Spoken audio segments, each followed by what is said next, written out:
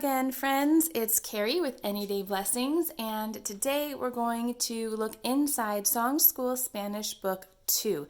This is not going to be a comprehensive curriculum review or anything like that. I won't be sharing any thoughts about the program per se because we are just getting started with this. We are going to finish Book 1 in the next couple weeks and then dive right into Book 2. I just wanted to take time in this video very briefly to highlight the differences between Book 2 and Book 1.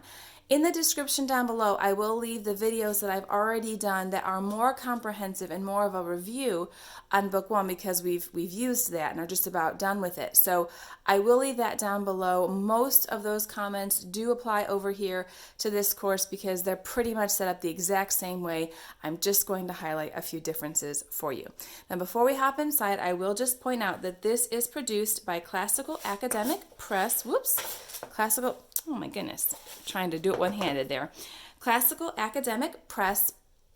This book here retails on their website for about $20. It's a student book, and there is included a CD back here that is all of the songs, hence the name Song School Spanish, that go with the course. And those songs are all listed for you here at the beginning of the book, so you can quickly find what track you need if you want to review certain songs or review certain vocabulary. You can go right here to this list and see what number on the track that song is. Now, I did share with you in previous reviews that we used the songs for about the first half of Book 1, but they started to become not very helpful and useful to us. The DVD component was much more useful, and we are very excited that they still have that with this level of the course. Now this, like I said, is the student book, so there is a note to students here. There is a separate teacher guide that I opted not to purchase because I only opened it twice in that entire year and a half of school that we used Book 1. So I did not purchase it for Book 2. If I find that I need it, I can go ahead and grab it, but I don't really think we will because of the video instruction. I'll get to that in just a second. They also have in both the teacher book and the student book a pronunciation guide and some information about accents and things like that that might be helpful when you're learning to pronounce different words. Then it just hops right into the lesson. Now before I talk about the differences that I've noted between Book 1 and Book 2, I just want to talk about the video content real quick. Last time I actually purchased, or actually was sent to me from Classical Academic Press, they sent me the entire Book 1 package, which include the teacher book, the student book, some memory cards to play different games with, and the CD set, or excuse me, the DVD set. I personally decided to just get the student book for Book 2 because, like I said, I did not use the teacher book that much. Only pulled it out 2 times in Book 1. The DVD I opted to get on streaming this time instead of having to mess with putting a DVD in my player.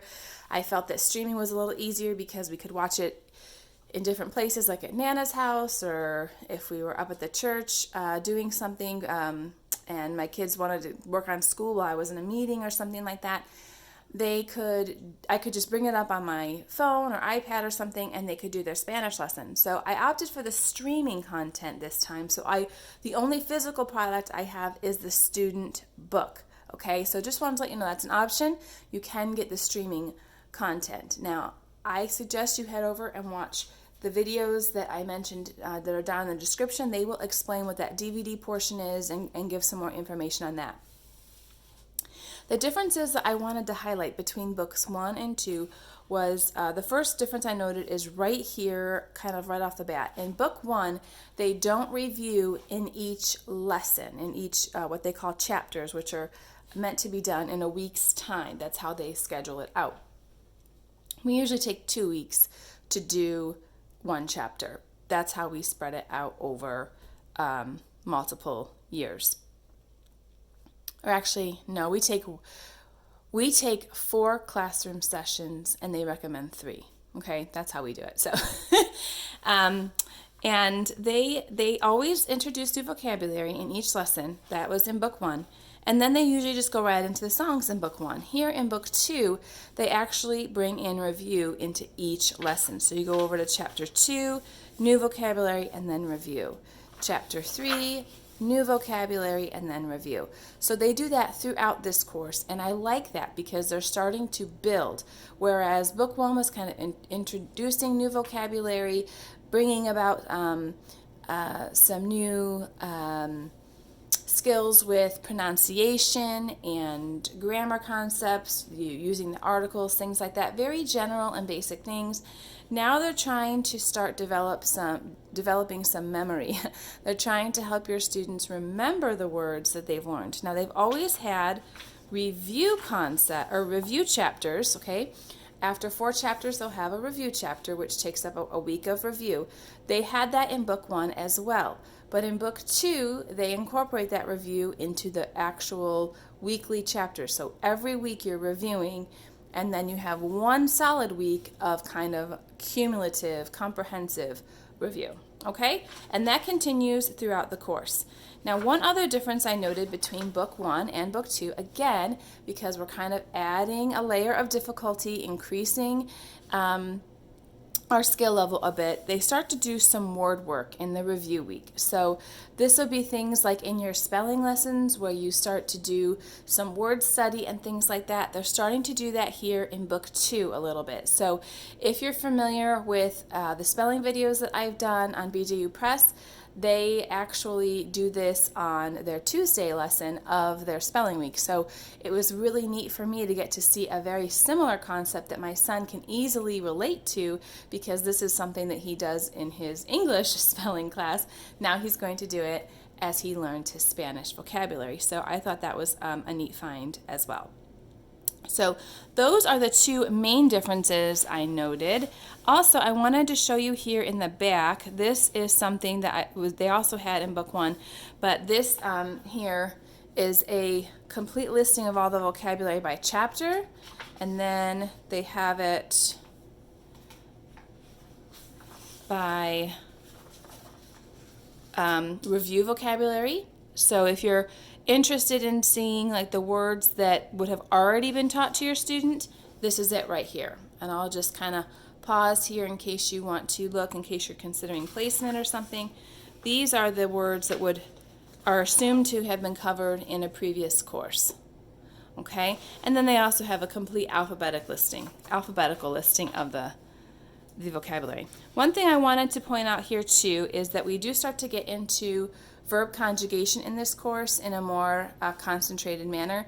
It was introduced at the end of book 1, but here it's actually kind of taught a little bit more and with some more application. So we have that starting right about chapter 18 of 29 chapters. Okay, so here we have some verb conjugation again here and here. And here, here, and here. So we do get into it a little bit, kind of prepping our kids for some sentence construction. I haven't really looked to see if that happens or not by the end of this course, but just thought I would show you some of the differences in case you're wondering about placement. Maybe you are coming from a different Spanish program and wondering where to jump into this. Also, if you are looking at the Classical Academic Press, their middle school program, which is called Spanish for Children, I think, or it might be considered upper elementary, early middle school. I don't know exactly offhand the grade levels for it, but that's where we're going to go after this. And when I looked at that course, they did kind of move a little more quickly than this one. So I like that we are beginning verb conjugation and things like that in a more gentler, slower pace. So that will kind of give us a good foundation to then move in to the Spanish for Children that moves a little bit more quickly. So that is my brief look inside this level of the Song School Spanish program. Please let me know down below if you have any questions. If I mention anything that you'd like to know a little bit more about, I'd be happy to answer those questions. Let me know your feedback if you've used this. I've seen book 1 on YouTube before, but I've never seen anybody use book 2. So if you've used it and have any feedback you'd like to share, helpful tips, I'm sure that I would appreciate those, and others would as well. So please leave that down in the comments below. Go ahead and leave this video a like. Consider subscribing if you have not yet done so, and I will see you in the next video.